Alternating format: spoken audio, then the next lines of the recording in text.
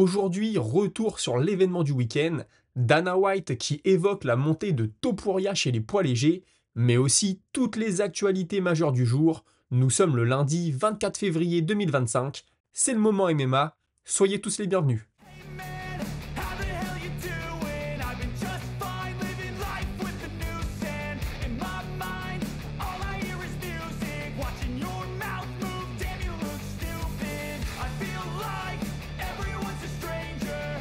Small talk with your narcissist. Ce week-end, je pense que tout le monde aura noté la très belle performance de Jean Silva. En conférence de presse, il a expliqué ne pas avoir été surpris par son adversaire. Je vous le disais dans ma vidéo d'hier, n'hésitez pas à aller la voir, j'ai fait un nouveau format, un format podcast, j'ai réagi à chaud à cet événement. Et ce que je disais, c'est que les déplacements de son adversaire semblaient dans un premier temps lui poser quelques problèmes. On a l'impression qu'il avait un peu du mal à le cadrer. Bon, bah lui, ce qu'il explique en fait, c'est que ses coachs travaillent énormément la stratégie. Ils étudient énormément les adversaires, ce qui fait que quand il arrive dans la cage, il n'y a pas de surprise, il a juste à suivre leurs conseils. Ce qui est compliqué pour lui, c'est de gérer ses émotions, que ce soit dans la cage, mais aussi dans sa vie au quotidien. D'ailleurs, on l'a vu énormément ému au moment de l'annonce de son nom par Bruce Buffer. Ce qu'il explique, c'est qu'il travaille énormément pour être là, il est plein de gratitude, il sait que beaucoup de personnes travaillent énormément, au moins autant que lui, voire plus, pour être à sa place, mais c'est lui qui est là, voilà, c'est quelque chose qui le touche. Et puis en parlant d'émotion et de ressenti, il est revenu sur les dernières secondes du combat, lorsqu'il a regardé l'arbitre, plutôt que de se jeter sur son adversaire qui était au sol. Et ce qu'il dit, c'est qu'il a vu dans les yeux de son adversaire, il a ressenti justement que le gars n'en voulait plus, qu'il n'était plus là, qu'il avait pris le coup de trop, et il ne voulait pas lui infliger plus de dégâts. Bon, on a vu qu'il n'a pas eu le choix, il a choisi de frapper au corps, plutôt sympa de sa part. Et puis il assure que toute la semaine du combat s'est parfaitement déroulée.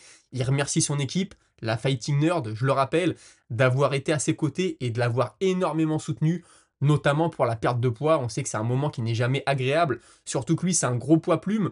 On se doute qu'il doit pas mal queuter. Et puis pour conclure, il aimerait affronter Brice Mitchell, déjà parce que le battre lui permettrait de bien négocier son prochain contrat, mais aussi parce qu'il n'apprécie pas vraiment le discours de l'Américain. Sur cette carte, on a aussi vu Rob Font.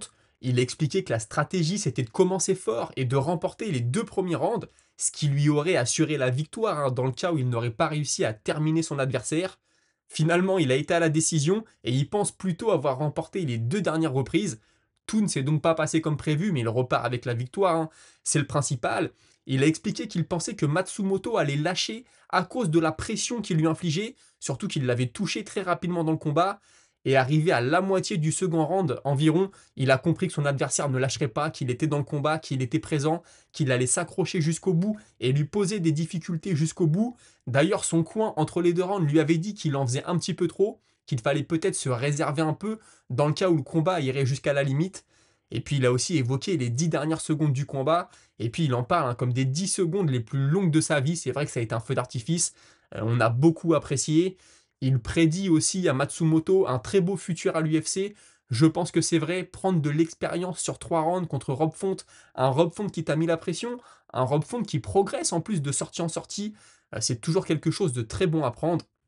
Et puis toujours d'après lui, il s'est trop concentré pendant longtemps à ne pas aller au sol, sur la takedown defense donc, mais aujourd'hui il a pris confiance en sa capacité à se relever et ça change énormément de choses.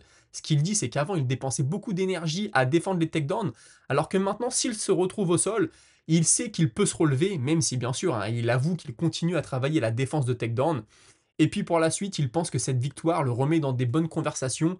Forcément pas la ceinture tout de suite, mais au moins un gros nom de la catégorie qui lui permettrait de faire un gros combat. Anthony Hernandez, lui, maintenant, il mène 2-0 sur Brendan Allen. Il a remporté le combat ce week-end. Il n'a pas connu pourtant le meilleur camp de sa vie, c'est ce qu'il a expliqué. Il a été sous antibiotiques, ce qui complique beaucoup les choses pour la perte de poids. On le sait, on en a déjà entendu parler. Il remercie d'ailleurs l'UFC Performance Institute de l'avoir beaucoup aidé là-dessus. Il s'est aussi blessé à la côte à 2 semaines du combat, mais pour lui, il n'était pas question d'abandonner. Il voulait prouver qu'il mérite de continuer à grimper les échelons, à se rapprocher de la ceinture. Il n'y a que ça qui compte pour lui. Il a eu raison de s'accrocher. Ce week-end, il remporte une belle victoire. Allen, en plus, a fait une belle performance en face, donc il n'a pas battu un adversaire au rabais. Et puis concernant le combat, la stratégie, c'était de mettre une grosse pression à son adversaire, d'être sur lui en permanence, de le harceler du début à la fin. Ça a payé. Le premier round, il le donne plutôt à Allen. Le deuxième round, il pense que c'est plutôt lui. Donc quand il démarre le troisième round, il savait qu'il fallait le gagner à tout prix. Ça s'est bien passé, hein, il a fait les bons choix, il a dominé. Il le dit, quand j'étais dans des positions dominantes, j'ai essayé de les garder un petit peu pour être sûr que les juges voient bien la même chose que moi. Il a aussi donné beaucoup de crédit à Allen, hein, qui d'après lui est très bon, mais il savait à quoi s'attendre. Il ne pensait pas que ce combat serait très différent du premier, pourtant ils se sont affrontés il y a un bon moment, c'était même pas à l'UFC. Allen depuis avait pris un peu d'avance sur lui, hein, dans la Big League au classement. Allen avait affronté des plus gros noms, mais il était assez confiant, lui non plus ne s'est pas fait surprendre. Et puis pour la suite, hein, il n'a pas de nom en tête, il veut juste battre quelqu'un qui le rapprocherait de la ceinture, il veut prouver qu'il a sa place parmi l'élite. Donc personne en particulier, mais de préférence quelqu'un classé bien sûr plus haut que lui. Il a évoqué notamment le top 5. La catégorie est extrêmement dense. Est-ce que l'UFC va lui donner un top 5 tout de suite? Je ne sais pas, il y a du monde devant, mais en tout cas, avec ce genre de performance, il a montré qu'il était au niveau, et ça nous fait un nom de plus dans le top de la catégorie. Et puis enfin, on a eu le main event, Song Yadong qui s'est imposé face à Henry Cejudo. On en a parlé hier, hein, je ne vais pas revenir là-dessus, la fin de combat, on n'a jamais envie de voir ça, on est forcément assez frustré. Song Yadong, il a été assez bref, hein, dans sa conférence de presse, il a seulement déclaré qu'il n'était pas satisfait de sa performance, et encore moins de la fin du combat, du dénouement. Forcément, lui, il voulait finir. Assez intéressant aussi, il assure qu'il a énormément travaillé la lutte, qu'il est en camp d'entraînement depuis 10 mois, et qu'à la base, il se préparait pour Umar Nurmagomedov, donc déjà un profil de lutteur, striker, mais aussi lutteur, un combattant complet. Tu sais que Nurmagomedov, quand il te met la main dessus, mieux vaut être préparé. Il s'est retrouvé avec Henry Cejudo, aussi un style de lutteur, donc il est quand même content de ce qu'il a fait sur sa défense de lutte. Forcément, il aurait voulu que ça dure plus longtemps. Il s'est aussi dit désolé pour Henry Cejudo. On le sait, son Yadong, c'est pas un adepte du trash talk. C'est quelqu'un de très respectueux. Tu sentais en conférence de presse qu'il était désolé pour Cejudo. Voilà, que ça s'arrête comme ça. Et puis d'ailleurs, Cejudo a demandé à avoir sa revanche. Son Yadong est prêt à lui donner, pardon. Par contre, Dana White, c'est une autre affaire. On en parle dans quelques instants. Avant de passer aux déclarations de Dana White, hein, très intéressantes, vous le verrez, un petit mot quand même des prélims. Je vous invite à aller les voir. Il y a eu de très belles choses. Je vais juste vous parler de Vanderford, hein, vous le savez, je vous disais hier que j'allais aller voir son combat, ça a été plutôt expéditif. Il s'impose par un arrêt de l'arbitre au second round, il a fait parler sa lutte, une très belle lutte, un TKO dans le deuxième round. Bon, on a vu son adversaire ensuite était pas très content, il est venu un peu l'invectiver, il l'a poussé. Bon, pas terrible au niveau du comportement, bien sûr, mais en tout cas, c'est une victoire pour Vanderford. Son run à l'UFC commence très bien. Et puis, on a eu un magnifique KO du vétéran Ricky Simon qu'on voit à l'UFC depuis un bon moment. Un combattant que j'aime beaucoup. Il a éteint Bacharat sur un KO magnifique, l'autre qui tombe raide. Franchement, félicitations à lui. Je vais pas m'étendre plus sur le sujet des prélims, mais n'hésitez pas à aller les voir. Ça dure pas très longtemps parce que ça a dépoté. Il y a eu du KO, il y a eu du finish. Donc, n'hésitez pas à aller voir ça. Dana White, comme je le disais, a donné sa conférence de presse, la traditionnelle conférence d'après-combat. On va commencer par le main event de la soirée. Alors concernant Henry Cejudo, je ne sais pas trop quoi en penser. Ce que lui explique, c'est qu'Henry Cejudo pensait peut-être qu'avec ce high poke, il allait obtenir une victoire par disqualification, ou qu'alors il ne voyait vraiment rien et que dans ce cas-là, le combat a été arrêté. Je pense que Cejudo n'a pas marqué des points auprès de Dana White sur ce coup-là. Il termine par dire que Cejudo s'exprimera et donnera sûrement sa version des faits. Bon bah Cejudo, il a posté une photo sur les réseaux sociaux où il montre son œil, il explique qu'il est vraiment atteint, qu'il ne voyait plus rien de cet œil-là. Et puis Dana White ne veut pas revoir ce combat de nouveau. Pourtant, les journalistes lui ont dit c'était plutôt une belle opposition, c'était partagé. On ne sait pas trop de quel côté ça aurait pu pencher, mais le boss n'a pas l'air très intéressé par ça. Sinon, il s'est dit très satisfait de la soirée. En général, quand tu as des bonnes prélims, tu as une mauvaise main card, mais ça n'a pas été le cas ce soir-là. Du début à la fin, il a vu du spectacle et il est vraiment très content de ça. Forcément, on a aussi la prestation de Jean Silva qui n'est pas passé inaperçu. On l'a donc interrogé sur le futur du Brésilien. Ce qu'il explique, c'est que les matchmakers l'apprécient beaucoup. C'est donc très bon pour lui. On en parlait hier, hein, ça va peut-être pousser un petit peu derrière. Mais les matchmakers aiment beaucoup aussi Aaron Pico, qui est actuellement combattant du PFL, qui aimerait venir signer à l'UFC. Les deux sont dans la même catégorie. Il a laissé entendre que pourquoi pas Aaron Pico et Jean Silva pourraient croiser le fer. Bien sûr, si Pico venait à signer à l'UFC, mais pour qu'il s'avance autant sur le sujet, c'est que je pense que les discussions sont plutôt pas mal avancées. Et puis en parlant des combattants du PFL, hein, ou en tout cas des gros noms de l'organisation qui vont ou qui pourraient débarquer à l'UFC, on lui a demandé si la carrière de Patricio Pitbull, parce que lui c'est fait, il a signé pourrait ressembler à celle de Michael Chandler, hein, c'est-à-dire un accès assez rapide au titre s'il fait de belles performances. Ce que répond Dana White, hein, c'est que s'il bat Yair Rodriguez, c'est déjà très fort, et donc on comprend que pourquoi pas Patricio Pitbull pourrait, dès son deuxième combat à l'UFC, être dans les discussions très intéressantes. Et puis pour finir avec cette UFC Seattle, on lui a demandé ce qu'il pensait du comportement de Veretinekov. C'est lui, hein, qui est venu pousser Austin Vanderford à la fin du combat, un geste forcément pas très sportif. Bon, lui, il comprend la frustration. Ce qu'il dit, c'est que d'après lui, le combat n'aurait pas dû être arrêté. Il était toujours en train de se protéger, hein. Le combat a été arrêté sur un ground and pound. Moi, personnellement, je trouve que l'adversaire de Vanderford, il n'en faisait pas assez. Il se protégeait, c'est clair, mais il faisait rien. Il a pris peut-être 6 ou 7 coups de poing. Moi, je peux comprendre l'arrêt. Maintenant, c'est sûr, il n'était pas KO. Il n'était pas terminé, mais il n'a pas envoyé des signaux positifs à l'arbitre. Donc, je peux comprendre. Et puis, ce que dit Dana White, c'est qu'il l'a seulement poussé. Il lui a pas mis un coup de poing. Il dit, hein, si vous voyez ce qui se passe parfois en coulisses, vous seriez choqué. Donc, je pense que les choses vont plutôt bien se passer pour lui. Et puis sinon, le sujet, hein, que beaucoup attendaient, c'est bien sûr la situation de Topuria. Ce qu'explique Dana White, c'est que c'est le choix de l'Espagnol ou du Géorgien, comme vous voulez, de laisser vacant le titre des poids plumes pour monter chez les poids légers. Il ne veut pas bloquer la catégorie. Et puis Dana White pense aussi que la perte de poids, le cutting commençait à devenir de plus en plus dur et qu'il préfère donc partir avant de trop abîmer son corps. Il nous a aussi appris que le combat contre Islam Makhachev n'est pas garanti pour lui, que beaucoup de choses peuvent encore se passer et qu'il y a beaucoup de discussions en coulisses. Et puis plus généralement, hein, sur les possibilités qui seront offertes aux combattants de devenir double champion, il ne ferme pas la porte. Maintenant, ce qu'il dit, c'est qu'il faut être actif si tu veux être double champion. Il faut défendre dans les deux catégories et ça, tout le monde ne peut pas le faire. Ce sera donc du cas par cas, il n'y a pas de règle générale. Par exemple, John Jones, qui avait battu tout le monde dans sa catégorie, était légitime à demander de devenir double champion. Pareil pour Weili Zhang qui a nettoyé sa catégorie. Et puis d'ailleurs, il a confirmé pour la chinoise, elle prendra la gagnante du combat entre Manon Fiorot et Valentina Shevchenko. Très bonne nouvelle, hein, pour Manon Fiorot qui va combattre à Montréal, qui aura sa chance de prendre la ceinture. Je dis pas que ça va être facile, mais forcément, on est à fond derrière elle. Et puis il nous apprend aussi que le futur de Carlos Prates est abordé quasiment quotidiennement, qu'ils avancent sur le combat d'adieu de Dustin Poirier, et enfin que Merab Dvalishvili et Sean O'Malley veulent s'affronter.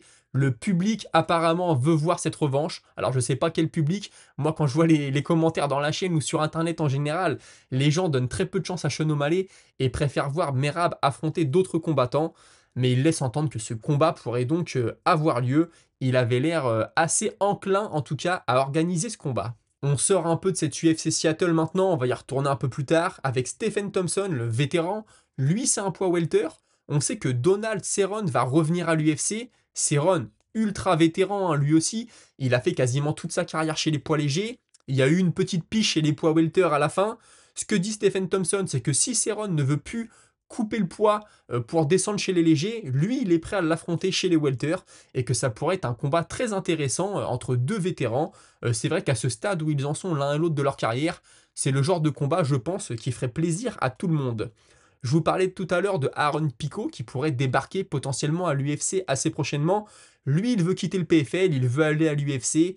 Ce qu'il dit, c'est que c'est là-bas que sont les meilleurs combattants, c'est là-bas que sont les meilleures opportunités, mais que malheureusement Don Davis, le boss du PFL, ne veut pas le laisser partir.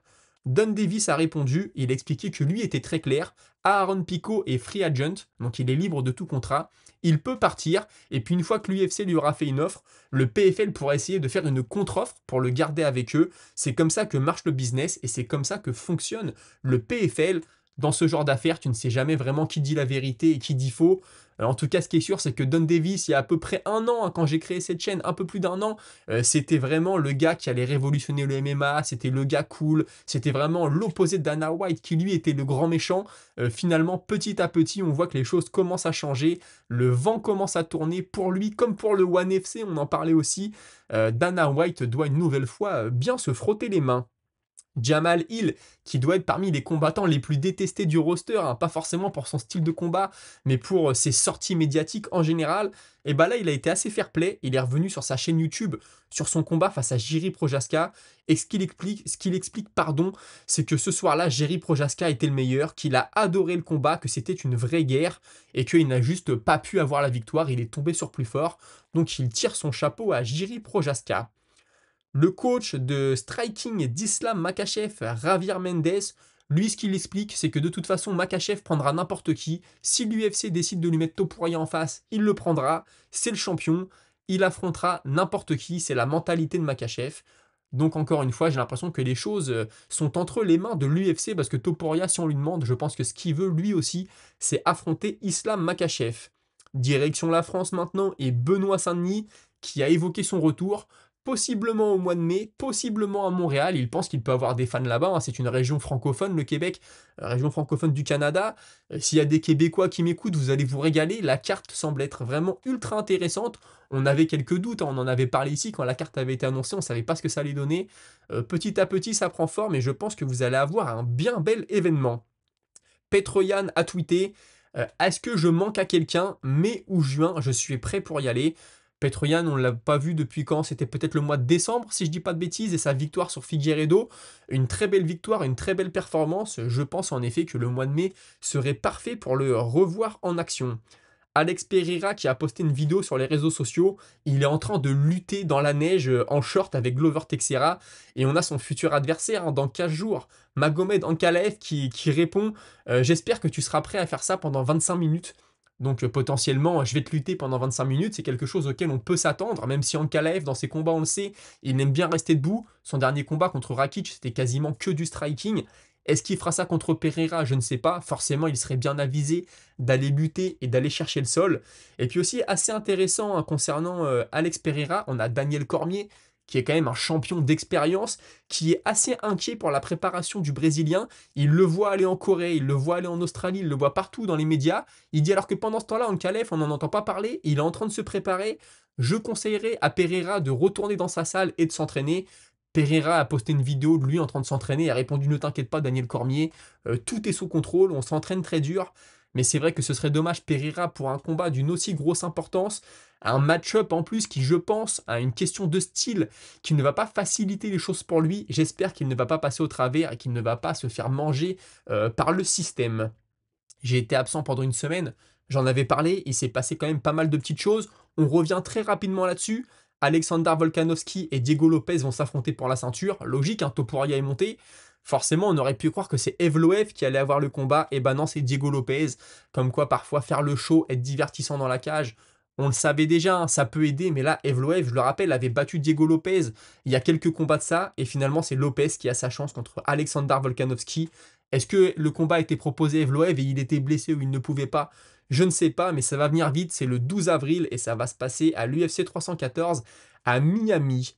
Un combat maudit maintenant, je ne sais pas, mais peut-être. Bilal Mohamed devait déjà affronter Shavkat Rakhmonov il y a quelques semaines, il y a quelques mois peut-être. Bilal Mohamed s'était blessé, Rakhmonov avait battu Yann Gary. Tout portait à croire que maintenant le combat entre Mohamed et Rakhmonov pouvait avoir lieu. Malheureusement, l'UFC a proposé à Rakhmonov d'affronter notre ami Bilal Mohamed au mois de mai à Montréal. Le problème, c'est que Shavkat Rakhmonov, c'est lui qui est blessé. C'est donc Jack Della Maddalena qui prend le combat. Maddalena, il était classé numéro 4. Il devait affronter Leon Edwards au mois de mars en Angleterre. Finalement, c'est Sean Brady qui va affronter Leon Edwards. Leon Edwards a déjà déclaré qu'il n'y avait aucun problème, c'est comme ça, on change d'adversaire, mais le but reste le même. Bilal Mohamed, lui, il a déclaré que Jack Della Maddalena n'a jamais affronté un combattant qui va lui mettre autant la pression, et puis il pense que cette pression va être la clé du combat. Je pense que Bilal Mohamed a très certainement raison. Maddalena, c'est surtout un boxeur, alors on l'avait vu résister au sol à Gilbert Burns. Bilal Mohamed, il en est dans une autre phase de sa carrière hein, que Gilbert Burns. Mohamed, son gros trait, il a plus un profil de lutteur. Burns, c'est plutôt le grappling, le JJB. Bon, maintenant, c'est des combattants professionnels, ils savent tout faire, bien sûr.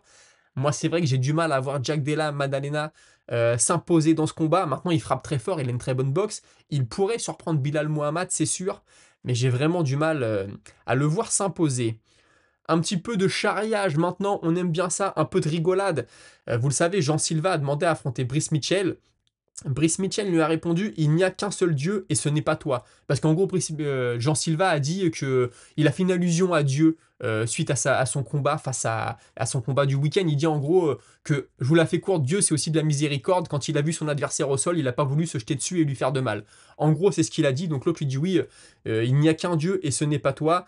Tu as besoin de te faire botter le cul par un gars du pays Country Ass, hein, donc un gars qui vient du fin fond des États-Unis. Je vais te rendre humble. Et Jean Silva lui a répondu: ok, mais je vais te défoncer jusqu'à ce que tu vois que la Terre est ronde. Parce que Brice Mitchell est connu pour parler de la Terre et dire qu'elle est plate. Et puis enfin, Dricus du Plessis, lui, et Brendan Allen, c'est pas les grands amours. Et du Plessis qui a tweeté: je ne sais pas quelle est la suite, mais en tout cas, je sais ce qui ne va pas être la suite et pour un long moment. Donc en gros, je ne sais pas ce qui va se passer pour Brendan Allen, mais en tout cas, je sais qu'il ne va pas avoir sa chance à la ceinture et pour un long moment. Brendan Allen lui a répondu: tu parles toujours quand je perds une décision. Par contre, je ne t'entends jamais parler quand je gagne. Bon, écoutez, ça c'est leur petite histoire à eux, mais j'ai trouvé la sortie de Dricus du Plessis assez drôle. Et puis on termine avec une annonce de combat, c'est Cory Sandhagen qui va affronter Davison Figueiredo. Ça va avoir lieu le 3 mai prochain, un très gros combat dans la catégorie. Vous le savez, j'aime beaucoup Cory Sandhagen, je l'ai en favori dans ce combat-là. Maintenant, Sandhagen, j'espère que ce ne sera pas un éternel second. On l'a vu perdre tous les combats clés pour accéder à la ceinture, que ce soit contre Sterling, que ce soit contre TJ Dillashaw, que ce soit contre Umar Nurmagomedov. Il est toujours passé tout proche d'avoir sa chance. Maintenant, il continue à travailler, il s'est énormément amélioré au sol. Ça reste un très bon striker. Je pense qu'il a l'avantage face à Davison Figueiredo. Et ce combat le rapprocherait une nouvelle fois de sa chance à la ceinture. Maintenant, je pense que battre Figueiredo ne lui donnerait pas tout de suite un ticket pour avoir sa chance au titre, mais tout peut se passer à l'UFC, donc on lui souhaite le meilleur. Écoutez les amis, avant de passer à la minute auditeur, j'ai fait un petit sondage sur ma chaîne YouTube. N'hésitez pas à aller le voir. Vous le savez, au mois de janvier, j'ai lu le livre autobiographique de Jérôme Le Banner et tous les jours, je faisais un petit compte-rendu en fin d'épisode. Là, j'ai envie de lire un autre livre. Je vous ai proposé, il y a 4 propositions. N'hésitez pas à aller voter ou mettez-moi en commentaire qui est-ce que vous aimeriez que je vous décrypte un peu. Là, pour l'instant, c'est Michael Bisping qui est en tête. Je peux comprendre, sa carrière est plutôt intrigante. Donc, n'hésitez pas à aller voter. Et tout de suite, on passe à votre moment avec la minute auditeur. Et on commence la minute auditeur avec What's Up My Bro qui me dit: d'abord, je commence par les nouvelles de fou. Shafkat annulé, je suis dégoûté. Il l'aura sa ceinture. Tu penses quoi de Jacques Della Maddalena contre Bilal? Mais oui, Shafkat, moi je peux comprendre qu'il se soit retiré. Je pense que le combat pour le titre, il lui est promis. Il sait qu'il va l'avoir, donc autant ne pas y aller diminuer. Parce que je pense du combat, hein, je l'ai dit du coup, je pense que Bilal Mohamed va battre Jack Della Maddalena, je le vois supérieur. Maintenant, comme on l'a dit après dans les réponses, hein, avec la boxe qu'a Della Maddalena, il peut forcément surprendre. Edwards, il aurait pu lui booker Yann Gary. C'est vrai, maintenant Gary, je crois qu'il veut prendre le temps avant de revenir. Il avait parlé du mois de juin ou juillet. Donc à mon avis, lui c'est pareil, il sait qu'il est bien vu par l'UFC. Il sait qu'il vient de sortir un gros combat contre Shafkat malgré qu'il ait perdu. Donc je pense qu'il ne veut pas prendre de risques, surtout qu'il y a un petit bif, il y a une petite histoire contre Leon Edwards. Donc s'il vient à prendre ce combat, je pense qu'il veut le prendre au top de sa forme. Topuria contre Makhachev, clin d'œil puisqu'on l'avait vu, je ne sous-estimerai plus jamais Topuria, je maintiens. Topuria Makhachev, est-ce que ça va avoir lieu? Je ne sais pas du coup, c'est vrai que ce serait un combat plutôt intéressant. Un peu plus tard dans le message, tu me disais que pourquoi pas sinon que Topuria prenne Tsarukyan. C'est une possibilité, surtout que Topuria battre Tsarukyan, ça lui met une légitimité de dingue. Si tu bats Tsarukyan, c'est sûr et certain à l'heure actuelle qu'ensuite tu es légitime pour la ceinture. Est-ce que ça aura lieu? Je n'en sais rien. Et puis tu me dis concernant le Fight Night du week-end, Hernandez bien trop fort et insistant au sol pour Allen, d'autant plus qu'on s'y attendait, donc ça démontre la force d'Hernandez à la manière des Dagestanais, efficace, même si je ne suis pas fan de ce style, à mon avis il va continuer de monter. Je pense qu'il va monter. Maintenant, je trouve qu'il prend beaucoup de coups debout. Son dernier combat, il avait pris un coup au foie, si je dis pas de bêtises. Là, on a eu l'impression qu'il était un peu sonné à un moment. Attention, parce que là-haut, il y a de très bons strikers.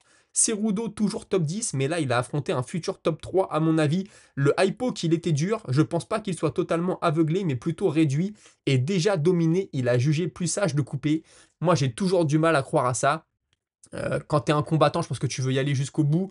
Je pense qu'il a vraiment été extrêmement touché, mais c'est une théorie qu'on va entendre un peu partout, hein, bien sûr.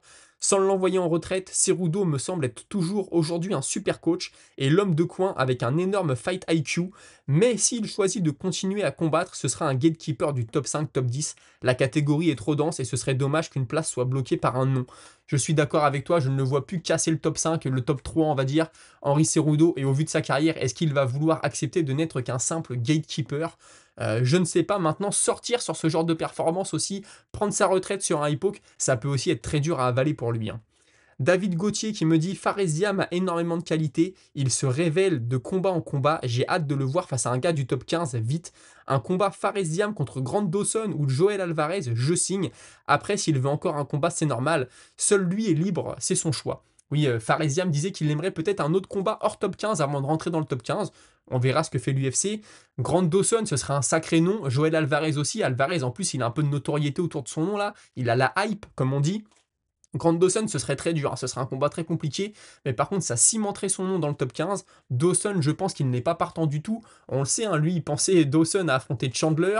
Il avait aussi évoqué Benoît Saint-Denis, même s'il était assez déçu si l'UFC lui proposait Saint-Denis. Chandler est pris. Est-ce que ce sera Saint-Denis? Je ne sais pas. Maintenant, Faresiam, oui, de belles opportunités vont, je pense, s'offrir à lui. Dado Carp qui me dit Ziam a quelque chose vraiment, encore un peu d'expérience à prendre, mais quel fight spirit et un sacré coup d'œil. Tu me dis qu'il est imprévisible. Concernant Usyk, tu me dis phénomène, il a raison avant d'en faire trop, il a rien prouvé, il a rien à prouver, c'est fait. Et ce que tu me dis aussi, c'est que toi tu es de Drancy et qu'il y a un boxeur qui monte. Moi, vous le savez, la boxe anglaise, c'est pas trop mon truc, mais tu me dis que le gars s'appelle Milan Pratt et qu'il boxe bientôt au mois de mars, et il finit sa préparation à Houston. Je suis allé voir, en effet, le gars a déjà des ceintures, moi je connaissais pas, mais oui, c'est un gars qui est déjà dans le haut du gratin, donc Milan Pratt, n'hésitez pas à aller voir si vous êtes fan de boxe anglaise, et dites-moi ce que vous en pensez aussi, par la même occasion, pour ceux qui l'ont déjà vu combattre. Jim qui me dit tu parles des 2 combats restants d'Usyk comme d'un trop peu, mais perso je vois ça comme un bonus, il a fini le jeu, il a fini le NG+, en mode sans sauvegarde, et il a le platine, c'est déjà une légende de la boxe, et il est clairement GOAT. S'il nous offre ne serait-ce qu'un combat de plus, ce serait déjà super, mais je me demande comment il va garder un bon jeu de jambes avec une aussi grosse paire de couilles. Tu me dis qu'il est GOAT tier, donc il est dans la liste des GOAT de la boxe anglaise. Moi, je disais que pour ses fans, ça peut être dur quand tu es fan d'un gars de le voir se retirer. Maintenant, moi, vous le savez, hein, j'adore quand un gars se retire au sommet, quand il ne va pas faire les combats de trop. Et Usyk, là, personnellement, je trouve qu'il est au sommet. Et en effet, c'est peut-être le moment pour lui de se retirer après 2 combats supplémentaires. Je comprends énormément ton point de vue. Ensuite, Christopher Johnson et si Max Holloway affrontaient Dustin Poirier, ce serait une revanche de dingue entre 2 légendes pour la dernière apparition de Dustin. Je suis d'accord, surtout que Holloway a perdu 2 fois contre Dustin, une fois en poids plume, une fois en poids léger. Chez les légers, on a l'impression que le problème de gabarit, c'était vraiment quelque chose pour l'Hawaïen. Quand on l'a vu ensuite face à Geji, là, il était vraiment adapté, il était prêt pour les poids légers. Donc peut-être en effet que le moment est venu, et là, ce serait pour le coup un vrai combat de légende. Et on termine avec Kiroazoldik, tu m'excuseras pour ton nom. Imavov devrait faire comme Shimaev, faire le fou quelque temps et après redevenir calme. Maintenant que Shimaev est au sommet, on voit son vrai visage, plutôt tranquille, calme. C'était de l'acting et ça a payé, ou alors la paternité l'a vraiment calmé. Shimaev, on en a déjà parlé, en effet, il a changé de comportement. Imavov, je pense que s'il fait ça, ça va sonner un peu trop faux. Et puis maintenant, il a déjà montré un visage d'un mec plutôt calme, plutôt posé, pardon. S'il se met à insulter ou en tout cas à faire du trash talk, ça va pas sonner vrai. Je pense que c'est pas du tout sa personnalité et j'ai pas l'impression qu'il ait envie de le faire. Peut-être aurait-il fallu le faire dès le début.